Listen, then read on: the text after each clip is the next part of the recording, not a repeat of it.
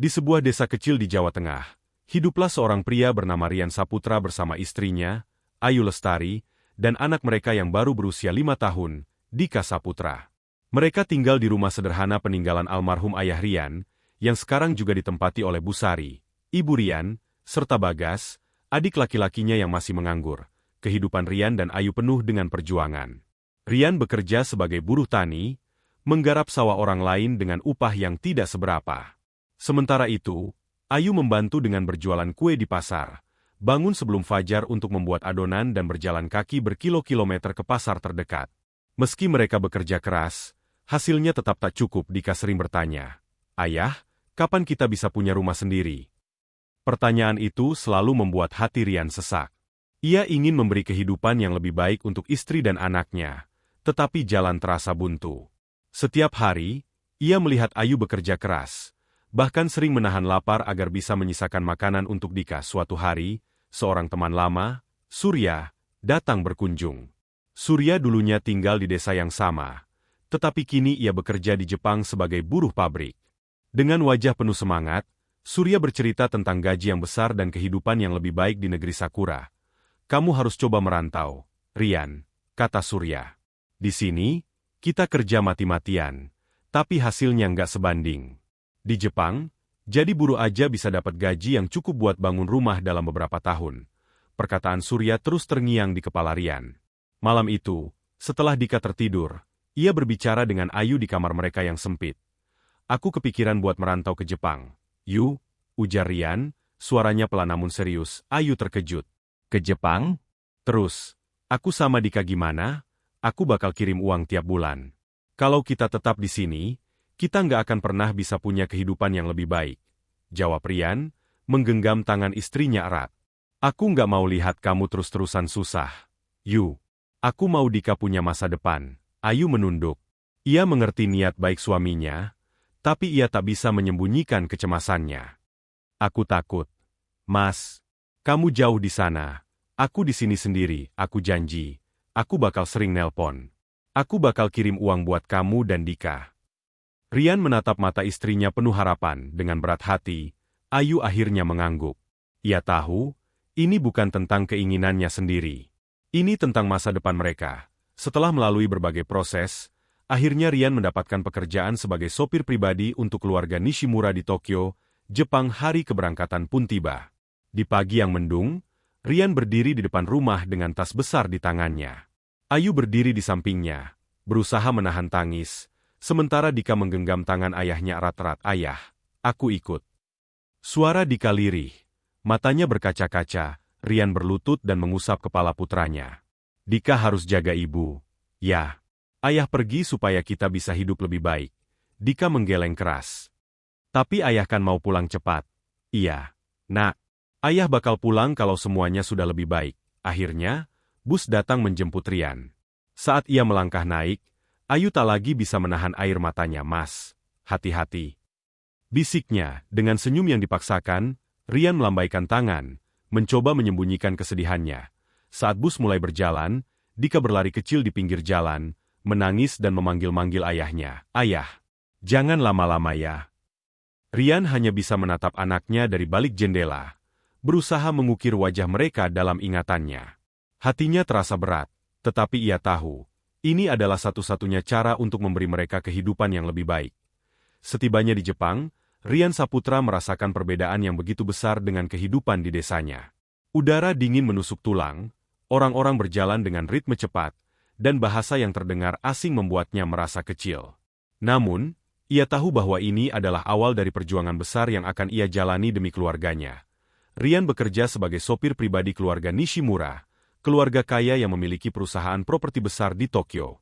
Ia bekerja untuk Tuan Hiroshi Nishimura, seorang pria parubaya yang tegas tetapi bijaksana, serta istrinya, Nyonya Akemi Nishimura, yang dikenal sebagai wanita anggun dan berwibawa. Mereka memiliki seorang anak laki-laki bernama Kenji Nishimura, yang masih duduk di bangku sekolah dasar. Pekerjaannya tidak hanya sekadar mengemudi. Ia harus memastikan mobil selalu dalam kondisi prima, siap sedia kapanpun majikannya butuh, dan menjaga sikap profesional. Meski awalnya sulit karena kendala bahasa, Rian dengan tekun belajar dari rekan-rekannya sesama pekerja migran dan sedikit demi sedikit memahami perintah dalam bahasa Jepang. Hari-hari Rian dimulai sebelum matahari terbit. Ia harus membersihkan mobil, menyiapkan rute perjalanan, dan menunggu perintah dari majikannya.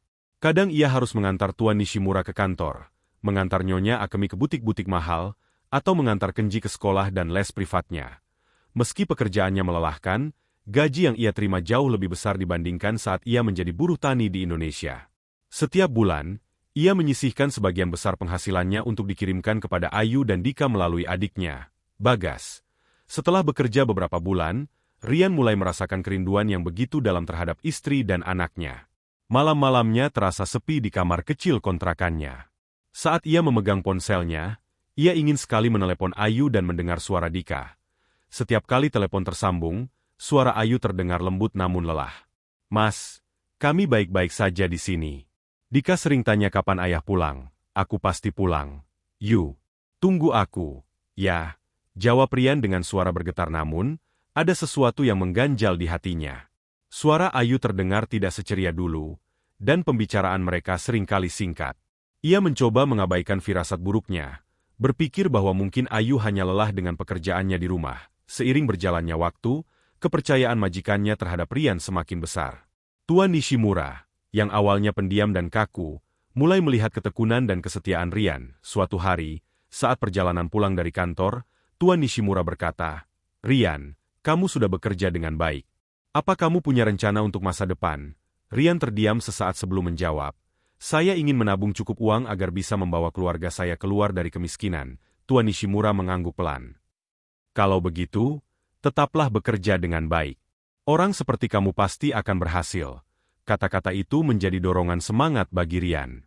Ia mulai mengambil pekerjaan tambahan di akhir pekan sebagai sopir taksi malam demi menambah tabungannya. Kadang ia hanya tidur 3 atau 4 jam sehari, tetapi semua rasa lelah itu ia tahan demi membangun masa depan yang lebih baik untuk Ayu dan Dika. Tahun demi tahun berlalu, dan kini sudah hampir 1 dekade sejak Rian meninggalkan Indonesia. Dika yang dulu kecil kini telah beranjak remaja. Ayu tetap menjadi sumber kekuatannya, meski Rian mulai merasakan ada sesuatu yang berubah. Setahun terakhir, Ayu tidak pernah lagi mengangkat teleponnya. Setiap kali ia mencoba menghubungi, hanya ada nada sambung tanpa jawaban. Satu-satunya yang memberinya kabar adalah Bagas, adiknya, yang selalu mengatakan, "Mereka baik-baik saja, Kak. Uangnya sudah aku kasih ke Ayu." Namun, semakin lama, Rian merasa ada yang tidak beres. Ayu selalu membalas pesannya dengan singkat dan tanpa emosi. Hingga akhirnya, rasa rindu dan kekhawatiran yang memuncak membuat Rian mengambil keputusan besar. Ia harus pulang. Dengan hati yang gelisah, ia meminta izin kepada Tuan Nishimura. "Tuan, saya ingin pulang ke Indonesia. Saya sangat merindukan istri dan anak saya, dan saya merasa ada sesuatu yang tidak beres di rumah," ujar Rian dengan penuh hormat. Tuan Nishimura menatapnya sejenak sebelum berkata, "Keluarga adalah yang terpenting. Pulanglah, Rian. Semoga semuanya baik-baik saja."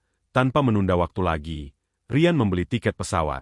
Ia tidak tahu apa yang menantinya di rumah, tetapi satu hal yang pasti, ia harus menemukan jawaban dari semua kegelisahannya. Perjalanan pulang Rian terasa lebih lama dari biasanya. Hatinya penuh dengan kecemasan. Pikirannya terus memutar berbagai kemungkinan buruk yang bisa terjadi. Kenapa Ayu tidak pernah mengangkat teleponku? Apakah Dika baik-baik saja?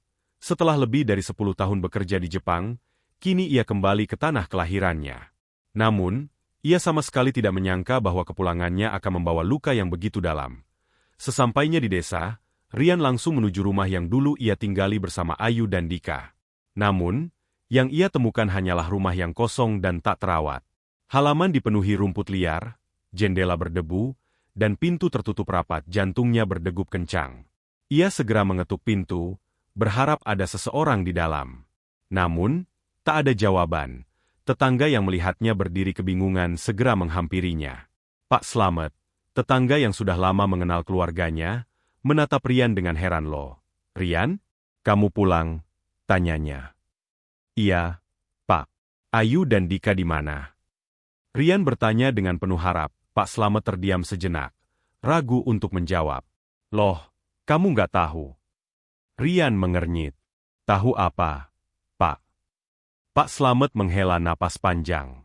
Setahuku, kamu sudah cerai sama Ayu hampir setahun yang lalu. Sejak itu, Ayu dan Dika nggak punya tempat tinggal. Mereka jadi pengemis di pasar. Dunia Rian serasa runtuh seketika. Cerai? Siapa yang bilang aku cerai? Aku tidak pernah menceraikan Ayu. Pak Slamet terkejut melihat reaksi Rian. Itu kata ibumu dan adikmu, Rian. Mereka bilang kamu sudah tidak peduli lagi sama Ayu dan Dika. Setelah itu, Ayu diusir dari rumah ini. Rian tak bisa bernapas dengan normal. Tangannya mengepal kuat, dadanya sesak, amarah dan kesedihan bercampur menjadi satu. Tanpa membuang waktu, ia segera berlari menuju pasar, tempat di mana Ayu dan Dika dikatakan mengemis. Di sudut pasar yang becek dan kotor, matanya menangkap sosok wanita lusuh yang duduk di pinggir trotoar. Tangannya memegang mangkuk kecil dengan beberapa koin di dalamnya. Itu Ayu. Di sebelahnya, seorang anak laki-laki duduk dengan wajah penuh kelelahan dan pakaian kumal.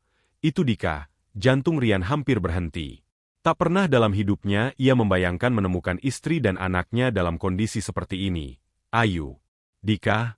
Suaranya bergetar, nyaris tak terdengar. Ayu, yang sedang menunduk, tiba-tiba mendongak. Matanya membelalak, tubuhnya membeku. Mas. Rian? Dika yang mendengar suara itu langsung menoleh. Saat melihat ayahnya berdiri di hadapannya, air matanya langsung mengalir. Ayah! Dika berlari dan memeluk Rian dengan erat. Rian merasakan tubuh putranya yang kurus dan lemah. Ini bukan anak yang ia tinggalkan 10 tahun lalu. Ayu mulai menangis terisak. Mas, aku pikir kamu sudah tidak peduli lagi. Rian menatap istrinya. Wajahnya dipenuhi kesedihan dan amarah yang membara. Siapa yang bilang aku tidak peduli? Ayu mengusap air matanya. Dengan suara gemetar, ia menceritakan semuanya. Bagaimana Bagas dan Busari hanya memberikan setengah dari uang yang Rian kirim selama 10 tahun. Bagaimana mereka memanipulasi Ayu agar percaya bahwa Rian hanya mengirim uang sedikit, hingga akhirnya mengusirnya dari rumah dengan alasan bahwa Rian tidak menginginkan mereka lagi. Bahkan, mereka memalsukan surat cerai untuk meyakinkan tetangga bahwa Ayu memang telah diceraikan oleh Rian. Rian merasa seluruh tubuhnya bergetar. Tangannya terkepal begitu kuat hingga buku-buku jarinya memutih. Aku tidak akan membiarkan mereka lolos begitu saja. Gumamnya penuh amarah. Dengan hati yang membara, Rian membawa Ayu dan Dika kembali ke rumah lamanya, di mana Bagas dan Busari masih tinggal dengan nyaman. Tanpa ragu, ia membuka pintu rumah dan masuk ke dalam. Bagas, yang sedang duduk santai, terkejut melihat kakaknya berdiri di ambang pintu. Kakak pulang. Bagas tersenyum canggung, tetapi raut wajah Rian tidak menunjukkan sedikitpun kehangatan. Di mana ibuku? Tanya Rian dingin. Busari keluar dari kamar. Wajahnya seketika pucat saat melihat putranya. Rian, kamu pulang. Tanpa banyak basa-basi, Rian membentak keras. Kenapa kalian lakukan ini? Kenapa kalian menghancurkan hidup Ayu dan Dika? Bagas tertunduk, tak bisa menjawab. Busari mulai menangis. Rian, kalian hanya apa? Kalian telah menipu aku selama 10 tahun. Suara Rian menggema di seluruh rumah. Aku bekerja sampai hampir mati di Jepang, mengirim uang setiap bulan, tetapi kalian malah menyiksa Ayu dan Dika. Ayu berdiri di belakang Rian, air matanya terus mengalir. Dika menggenggam tangan ibunya erat, takut melihat kemarahan ayahnya. Busari mencoba mendekati Rian, tetapi Rian mundur selangkah. Ibu bukan ibu yang aku kenal. Tidak ada maaf untuk kalian. Mulai hari ini, aku bukan anak kalian lagi. Bagas dan Busari hanya bisa menangis dan menyesali perbuatan mereka. Tetapi Rian sudah tidak peduli lagi. Ia menggandeng tangan Ayu dan Dika, lalu berkata dengan suara tegas, "Ayo, kita pergi dari sini. Kita mulai hidup baru." Bagas mencoba menahan Rian, tetapi Rian menepis tangannya. Keluarga baginya kini hanyalah Ayu dan Dika. Meninggalkan rumah itu, Rian membawa istri dan anaknya ke tempat yang lebih baik. Dengan sisa tabungannya, ia menyewa rumah kecil dan bertekad memulai kembali hidup mereka. Mereka sudah kehilangan banyak hal, tetapi satu hal yang mereka miliki kembali adalah satu sama lain. Sementara itu, Bagas dan Busari hidup dalam penyesalan, kehilangan segalanya karena keserakahan mereka sendiri. Namun bagi Rian, Ayu, dan Dika, hidup mereka baru saja dimulai kembali, dengan lebih kuat dan lebih berarti daripada sebelumnya. Dengan sisa uang yang ia tabung, Rian menyewa rumah kecil dan memulai hidup baru bersama keluarganya. Ia berjanji tidak akan pernah meninggalkan mereka lagi. Meski sulit, mereka berjuang bersama untuk membangun kembali hidup yang hancur. Sementara itu, Bagas dan Busari hidup dalam penyesalan. Mereka kehilangan kepercayaan Rian selamanya, dan karma pun menimpa mereka. Terisolasi oleh masyarakat karena perbuatan keji mereka, Rian akhirnya menyadari, uang bisa dicari, tetapi keluarga yang tulus adalah harta yang tak ternilai.